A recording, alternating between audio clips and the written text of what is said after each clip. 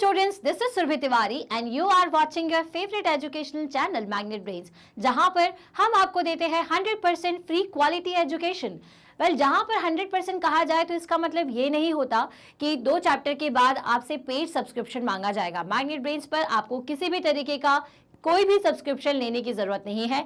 यहाँ पर हम आपको CBSE, state board, Hindi medium, English medium, कुछ फेमस राइटर के बुक का solution, competitive exams like NTSC, olympiad, सभी की प्रिपरेशन करवाते हैं 100% फ्री ऑफ कॉस्ट। तो बस आपको चैनल को सब्सक्राइब करना है।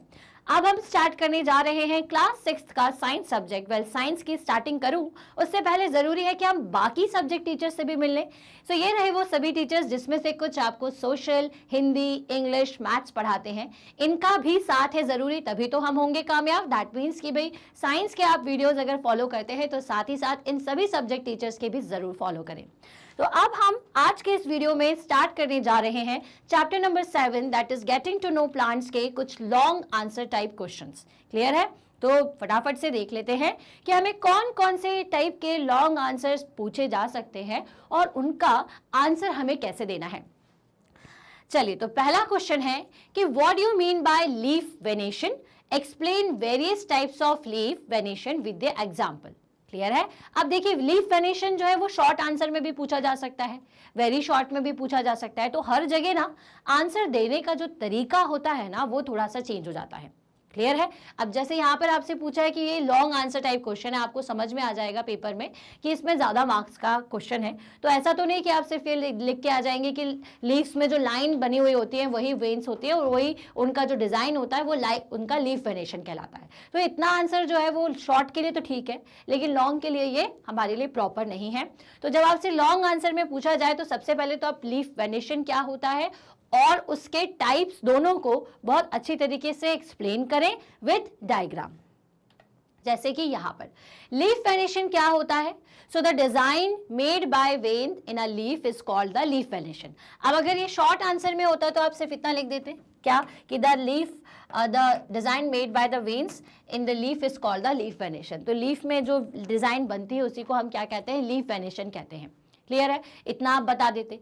लेकिन अब यहाँ पे इतना काम काफी नहीं है। अब आपको क्या बताने पड़ेंगे, चाहे आपसे टाइप्स पूछे हो चाहे नहीं, आपको ये जरूर बताना है कि there are following 2 types of leaf venation. Basically 2 तरीके के लीफ वेनेशन होते हैं, जैसे कि reticulate venation and parallel venation. तो रेटिकुलेट वेनेशन क्या होता है, if the design of veins, है ना, याद रखिएगा, बहुत ध्यान से सुनिएगा। If the design of veins मतलब ये जो वेन्स आपके लीफ के अंदर होती है ना, ये ठीक है। If the design of veins make a net like structure, इस तरह से एक नेट लाइक स्ट्रक्चर अगर ये बना रही है, ठीक है, on both the side of midrib. Midrib कौन सी होती है, ये बीच वाली लाइन, ठीक है। If the veins of a leaf makes a net like structure on both the side of the midrib then it is called the reticulate venation. तो हम इसे क्या कहते हैं, हम इसे रेटिकुलेट वेनेशन कहते हैं। क्लियर है? सो रेटिकुलेट वेनेशन क्या होता है कि if the design of the veins makes a net like structure on both the side of the midrib then it is called the reticulate venation. For example mango leaf, gram leaf. तो mango की leaf भी कैसी होती है, reticulate होती है, and gram leaf भी कैसी होती है, रेटिकुलेट होती है। अगर आप ध्यान से देखोगे ना तो आपने कभी सूखा हुआ मैंगो का लीफ देखा हुआ है जो टूट जाती है। जब आप तोड़ोगे ना तो वो अलग अलग छोटे छोटे छोटे छोटे टुकड़ों में टूटती है। क्यों? क्योंकि जो इसकी वेन्स होती है ना वो यहाँ वहां इस तरह से नेट या एक जाल की तरह पूरी तरीके से फैली हुई होती है। इसी कारण से हम इसे रेटिकुलेट वेनेशन कहते हैं। अब दूसरा टाइप जो है वो है पैरेलल वेनेशन। तो पैरेलल वेनेशन क्या होता है, if the veins are parallel to each other और टू द मिडरिव। ठीक है, अगर ये लाइन वेन्स जो है वो एक दूसरे के साथ पैरेलल होती हैं कुछ ऐसे, या फिर मिडरिव के साथ पैरेलल होती हैं कुछ ऐसी। क्लियर है? तो हम उसे क्या कहते हैं, तो हम उसे पैरेलल वेनेशन कहते हैं। For example wheat leaf and barley leaf. ठीक है, तो बर्ले हो गया या व्हीट हो गया। सो बर्ली या फिर लीफ व्हीट दोनों की ही जो लीफ होती है उनमें पैरेलल वेनेशन होता है। क्लियर हो गया आपको? अब इसका डायग्राम आप प्रॉपरली कैसे डिजाइन करेंगे, तो कुछ इस तरह से। ये देखिए, ये हो गया आपका reticulated venation and this one is parallel venation. ये दो वीट आप लीफ देखी होगी, वीट लीफ कभी, तो वो ऐसे ही होती हैं, लंबी लंबी सी होती हैं। ठीक है, and next one is reticulated venation. Clear है? Now the next question is कि explain the structure of typical flower with the help of a diagram. यहाँ पर आपको एक फ्लावर बनाना है और उसके सारे पार्ट्स को हमें एक्सप्लेन करना है कि कौन सा पार्ट क्या होता है। क्लियर है? तो चलिए सबसे पहले तो अभी एक लॉन्ग आंसर टाइप क्वेश्चन है, तो क्या हम इसमें सिर्फ एक ये डायग्राम बना करके इसको छोड़ सकते हैं? नहीं, हमें पता होना चाहिए डायग्राम प्लस हर एक पार्ट को हमें एक्सप्लेन करना पड़ेगा। क्लियर है? तो यहाँ पर हमने डायग्राम ड्रॉ कर दिया। डायग्राम ड्रॉ करना, अब आप सोचेंगे ये तो एक प्रिंटेड डायग्राम है, काफ़ी आसान है। आप सिंपल सी लीव्स पर पेटल्स बनाइए, स्टैमेन बनाइए, ठीक है, पिस्टल बनाइए, दोनों चीज़ें आपको बनानी है, पिस्टल प्लस स्टैमेन, ओव्यूल आपको इंडिकेट करना है, और उसके बाद पेडियोल्स, सेपल्स, फिलामेंट, बस दैट इज। चलिए तो देखते हैं हम एक एक चीज़ को एक्सप्लेन करके। सबसे पहला होता है stalk. The part by which a flower is attach to the branch is called the stalk. ठीक है, अब ये वो पार्ट जिससे कि आपका ये जो फ्लावर है ये ब्रांच से कनेक्टेड होता है, ठीक है, उसे हम उसका स्टॉक कहते हैं। Next is sepals. सेपल क्या होता है? नीचे, फ्लावर के नीचे ये जो ग्रीन कलर का ये जो हिस्सा होता है, ग्रीन कलर का ये जो पोर्शन होता है, उसको हम सेपल कहते हैं। ठीक है, the small green leaf like structure of the flower are called sepal. Then petal. Petal क्या होता है? The big coloured leaf like structure. Okay, big coloured leaf like structure. तो कलर्ड कौन सा है? ये लीफ लाइक स्ट्रक्चर है जो कि बड़ा है और कलरफुल है, इसको आप पेटल्स कहते हो। Different flower have petals of different colour. अलग अलग फ्लावर में, अलग अलग डिफरेंट फ्लावर्स में डिफरेंट पेटल्स होते हैं, डिफरेंट कलर्स के पेटल्स होते हैं। Okay, stamen. स्टेमिन क्या होता है? It is the male part of flower. ये मेल पार्ट होता है, इसमें दो पार्ट्स होते हैं, फिलामेंट एंड एंथर। ठीक है, सो फिलामेंट कौन सा पार्ट होगा? ये जो आपको नीचे एक लाइन टाइप का स्ट्रक्चर दिख रहा है, ये होता है फिलामेंट। एंथर होता है इसका अपर मोस्ट, ऊपर का हिस्सा, पार्ट, इसे कहते हैं हम एंथर। क्लियर है? नेक्स्ट इज आपको बताना है पिस्टल। तो पिस्टल क्या होता है? The inner most part of the flower. सबसे अंदर का जो पार्ट होता है, ये इनर मोस्ट पार्ट है, इसे हम क्या कहते हैं? पिस्टल कहते हैं। It is the female part of plant. It has, ये एक फीमेल पार्ट होता है जिसमें कि स्टिग्मा, स्टाइल, ओवरी, ओव्यूल होता है। और हमें नॉलेज के लिए बता दूं कि ओवरी जो है वो कन्वर्ट होते हैं फ्रूट में, और ओव्यूल्स जो है वो कन्वर्ट होते हैं सीड्स में। फिर इसके अलावा बस बाकी इतने पार्ट हमें बताना थे, तो टिपिकल फ्लावर्स में यही सारे पार्ट होते हैं।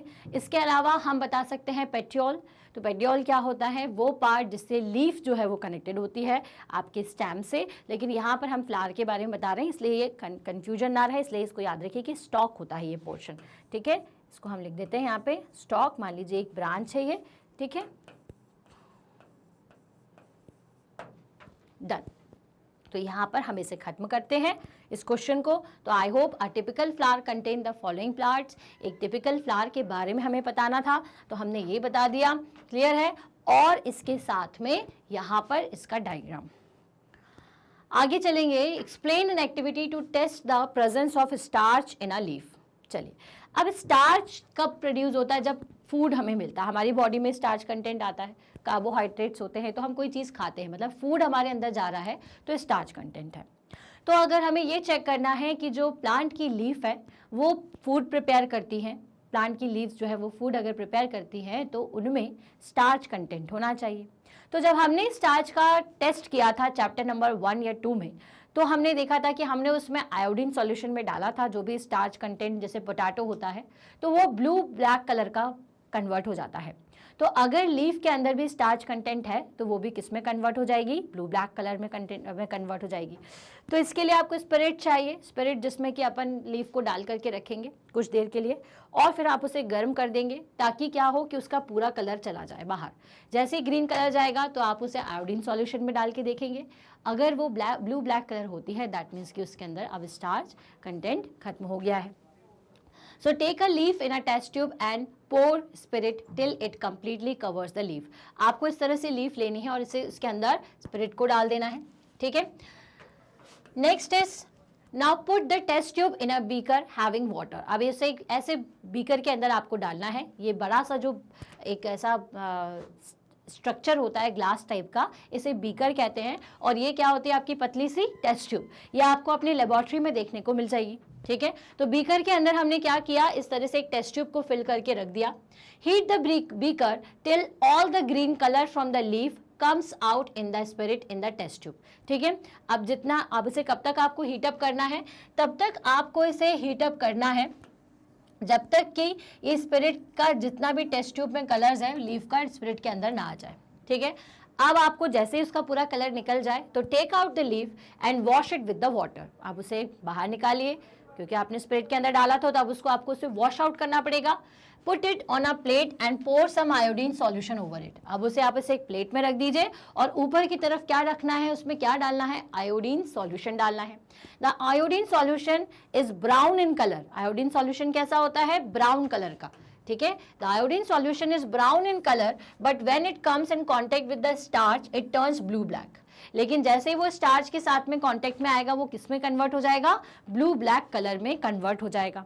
So the iodine solution will turn blue black when dropped on a leaf. तो भाई जैसे ही आयोडीन सॉल्यूशन को आपने ब्लू ब्लैक लीफ के ऊपर डाला, वो किस कलर का हो गया? वो हो गया ब्लू ब्लैक कलर का। This confirms the presence of starch in the leaf, ठीक है। सो ये क्या कंफर्मेशन देती है कि जी हाँ, लीफ के अंदर स्टार्च का कंटेंट है। क्लियर है? हमें यहां से यही पूछा हुआ था कि explain an activity to test the presence of starch in a leaf. तो आपको स्टार्च बताना था लीफ में, तो आपने बता दिया कि हाँ जी, स्टार्च को हम चेक कर सकते हैं। हमारे पास बहुत सारे तरीके हैं। हम स्टार्च कंटेंट को टेस्ट करने के लिए, जैसे हमारे फूड में हमने पोटैटो पर टेस्ट किया था, उसी तरीके से हम लीफ पर भी टेस्ट कर सकते हैं। क्लियर हुआ? तो ये पूरी प्रोसेस आपको याद रखनी है। जरूरी पॉइंट या जरूरी जो वर्ड्स हैं इसके याद रखने के लिए बता दूं, स्पिरिट सॉल्यूशन में सबसे पहले इसको डालना है, देन उसके बाद बीकर को हीटअप करना है, और क्या करना है आपको, फिर जब पूरा तरीके से लीफ का कलर स्पिरिट के अंदर आ जाएगा तो उसे धोकर के पानी से, साफ पानी से धोकर के उसमें आयोडीन सॉल्यूशन पर डालना है। आयोडीन सॉल्यूशन किस कलर का है? ब्राउन कलर का। लेकिन जैसे ही वो कांटेक्ट में आता है स्टार्च का, वो किस कलर का हो जाएगा? ब्लू ब्लैक कलर का। तो जो अंडरलाइंड यहाँ पर आपको वर्ड्स दिख रहे हैं वो आपको बहुत अच्छे से याद रखना है। और आयोडीन सॉल्यूशन का ब्लू ब्लैक होना क्या कंफर्म करता है? कि इसमें स्टार्च का प्रेजेंस है। क्लियर है? चलिए, तो यहां से हम इस क्वेश्चन को अब खत्म करते हैं और पहुंच जाएंगे अब हम हमारे next, that is question number 4 की तरफ। So explain the sunlight is essential for photosynthesis. तो एक्सप्लेन करना है कि सनलाइट जो है वो फोटोसिंथेसिस के लिए एसेंशियल है, ठीक है। तो देखिए, आपको क्या करना पड़ेगा इसमें, इसे करने के लिए आपको आपके जो पौधा है उसे डार्क रूम में रखना पड़ेगा। Take a potted plant having the green leaves. सबसे पहले तो जो ग्रीन लीव्स का प्लांट है उसे ले लीजिए। Place it in a dark room for a day और 2 so that all the starch present in the leave is used by the plant. अब देखिए क्या होता है कि कई बार बारिश होती है या फिर हम ऐसे मौसम में होते हैं कि बिल्कुल सनलाइट नहीं आ रही, लेकिन फिर भी प्लांट जो है वो अपना काम चला लेते हैं क्योंकि हल्की वल्की लाइट रहती है। और दूसरी चीज, उनकी जो लीव्स हैं उसमें ऑलरेडी स्टार्च प्रेजेंट रहता है। तो अगर आप 1 दिन के लिए उसे 2 दिन के लिए अंदर रख भी लेंगे तो भी उसका काम चल जाएगा क्योंकि उसके पास स्टोर्ड फूड है। लेकिन अगर आपने उसे 5-6 दिन के लिए अंदर रख दिया तो क्या होगा, जितना भी स्टार्च कंटेंट था, जितना भी फूड ऑलरेडी प्रिपेयर्ड था प्लांट के अंदर, वो सब वो क्या कर चुका होगा, यूटिलाइज कर लेगा। क्लियर है? So all the starch present in the leaves is used by the plant. So what happened? Now cover a portion of a leaf with a black paper and keep the plant in the sun for a day. ठीक है, अब क्या कर दीजिए, अब उसको वापस से किसी एक लीफ के ऊपर, हम पूरे प्लांट को खराब नहीं करते हैं, पूरे एक लीफ के ऊपर आप एक कुछ कवर, पॉलिथीन, एल्यूमिनियम कवर या फिर कुछ अच्छे से पेपर को पॉलिथीन के साथ कवर कर दीजिए और उसे आप सनलाइट में रख दीजिए। ठीक है, सो देन एक पूरे दिन के लिए plug the leaf, remove the black paper and test it for the starch. ठीक है, अब उसके बाद क्या कर दीजिए, ब्लैक पेपर को जो भी आपने उसके ऊपर रखा था उसे हटा दीजिए और अगेन हम इसमें स्टार्च टेस्ट करेंगे। मतलब कि हम उसमें क्या करेंगे, फिर से आयोडीन सॉल्यूशन उस पर डालेंगे। तो आप क्या देखोगे, we see that only that part of the leaf becomes blue black which was open to sun. ठीक है, अब आपने जब लीफ को आधा कवर कर दिया था पेपर से, तो आप देखोगे कि सिर्फ वही कलर ब्लू ब्लैक हुआ है जिसपे ऊपर आपने ये ब्लैक शीट नहीं लगाई थी या एल्यूमिनियम का कवर नहीं लगाया था। This shows that no starch is formed because it gets no sunlight. ठीक है, इसका मतलब कि जिस पोर्शन को आपने सनलाइट से दूर रखा था वो ब्लू ब्लैक इसलिए नहीं हुआ क्योंकि उसमें स्टार्च पड़ा ही नहीं, है ना। अब आपकी लीफ क्या होती है, देखिए लीफ में कुछ इस तरह से ग्रीन पिगमेंट्स होते हैं, हर जगह क्लोरोफिल होता है। तो जब सनलाइट इस पे पड़ती है तो ये इसका हर हिस्सा जो है वो स्टार्च बनाने का काम करेगा। ठीक है, अब आपने इसने इतने हिस्से में क्या कर दिया, एक पेपर लगा दिया और उसको धूप में रख दिया, है ना। मतलब यहाँ बिल्कुल भी क्या नहीं हो रही है, सन की एनर्जी जो है वो नहीं आ रही है, सिर्फ इस पोर्शन पे जा रही है, इस पोर्शन पे जा रही है। तो इतने पोर्शन वालों ने तो भाई क्लोरोफिल का यूज़ करके स्टार्च बना लिया, सनलाइट, वाटर और कार्बन डाइऑक्साइड का यूज़ करके, बट ये पोर्शन हो गया वैकेंट।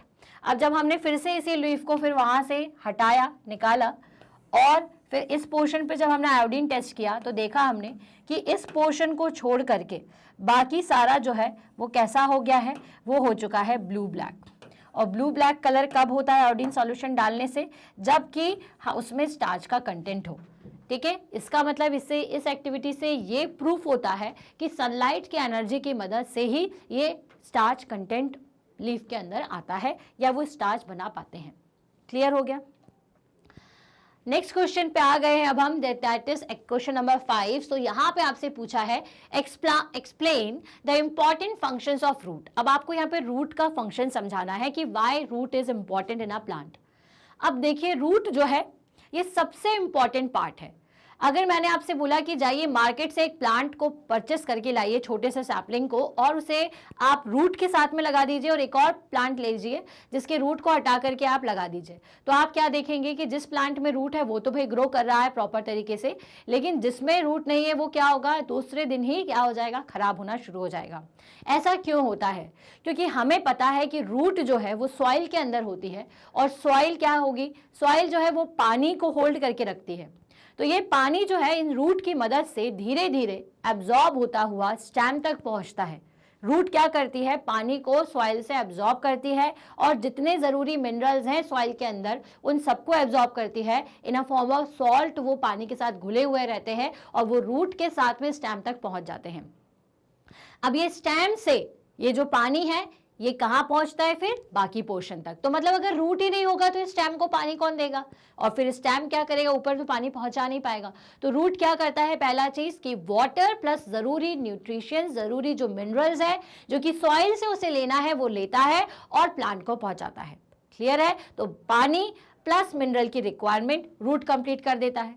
नेक्स्ट इज कि अगर रूट जो है, ठीक है, अगर सॉइल के अंदर नहीं होगी तो बहुत तेज बारिश आई, आपने दो प्लांट लिए, एक जो सॉइल के अंदर है रूट के साथ में और एक जो थोड़ा सा आपने ऐसे ही बस रख दिया है, बहुत तेज हवा आएगी, पानी आएगा तो क्या होगा, प्लांट यहाँ वहां उड़ जाएगा, गिर जाएगा, खराब हो जाएगा। लेकिन अगर रूट जो है वो सॉइल के अंदर है तो वो क्या करेगी, सॉइल के पार्टिकल के साथ वो प्लांट को अपराइट पोजीशन में खड़ा करके रखती है, मतलब अपराइट पोजीशन में रखती है, उसे होल्ड करके रखती है कि कोई भी बारिश आए, पानी आए, तुम्हें मैं अपनी जगह से नहीं हिलने दूंगा। मतलब कि एक स्ट्रेंथ वो प्लांट को प्रोवाइड करती है ताकि जो प्लांट है वो आपका अपराइट पोजीशन में होता है।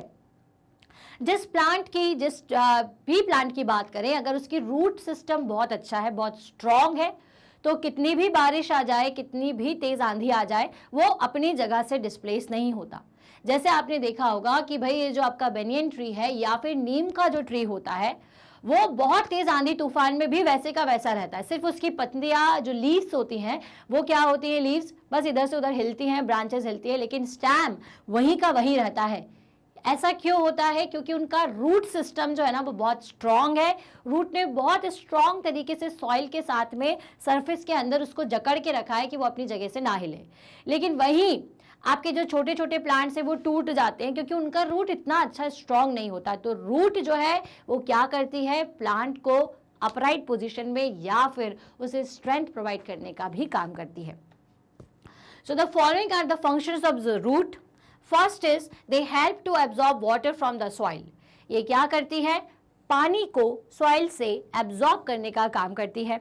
नेक्स्ट चीज क्या, the roots help in holding the plants formally in the soil. Root जो है वो क्या करती है, प्लांट को होल्ड करने का काम करेगी। They are set to anchor the plant to the soil. Clear है? उन्हें क्या करते हैं कि ये प्लांट को एंकर करती है सॉइल में। क्लियर हुआ आपको ये सारे पॉइंट्स? तो भाई बहुत अच्छे से याद रखिए कि रूट बहुत ही एसेंशियल है किसी भी प्लांट के लिए। Next is question number 6। So explain various kinds of root with the help of an example.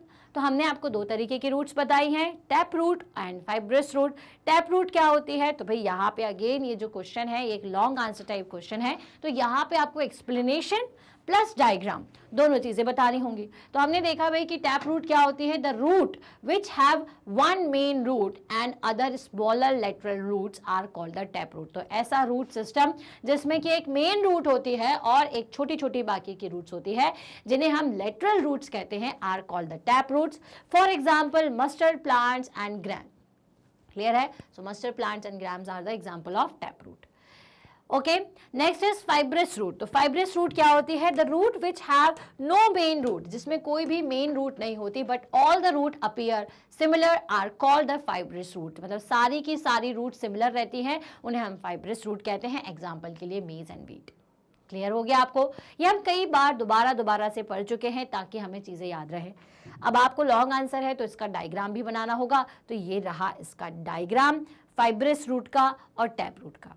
ठीक है, इसके साथ ही सारे possible long answer type questions हमने इस चैप्टर के कवर कर लिए हैं।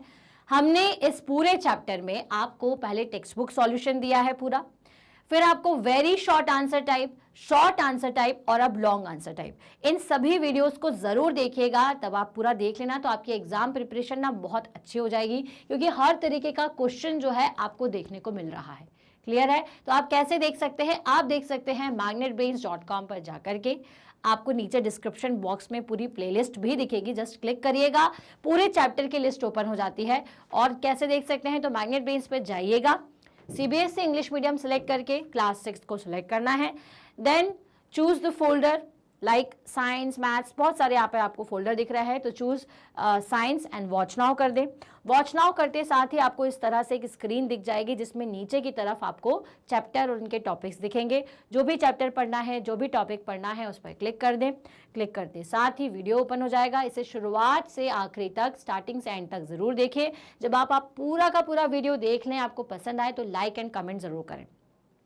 हो सकता है कुछ बच्चे ऐसे हैं जो कि हिंदी में यहाँ पर जो टीचर एक्सप्लेन कर रहा है वो समझना चाहते हैं, तो अब मैग्नेट ब्रेन्स लेकर के आया है मैग्नेट ब्रेन्स हिंदी। तो भाई magnet brains Hindi again 100% free of cost है। दैट मीन्स आपको 6th क्लास से 12th क्लास तक सारे के सारे सब्जेक्ट्स 100% फ्री ऑफ कॉस्ट मिलेंगे। सभी सब्जेक्ट के सभी चैप्टर्स का एक्सप्लेनेशन वहां पर आपको अवेलेबल है।